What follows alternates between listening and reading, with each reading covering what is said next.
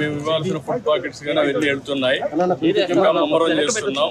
Traffic కూడా congestion ఉంది, అన్ని రెగ్యులేట్ చేస్తున్నాం. చివరి ప్రాంతానికి కూడా వెళ్లాల్సిన అవసరం ఉంది. కొంతమంది పేషెంట్ కూడా ఉన్నారు, పిల్లలు ఉన్నారు, కొంతమంది ముసలోళ్ళు ఉన్నారు, వాళ్ళు కూడా తీసుకురావాలి. ఎవరు కూడా ప్యానిక్ రియాక్షన్ అవసరం లేదు. అందరూ ఓపిక పట్టండి.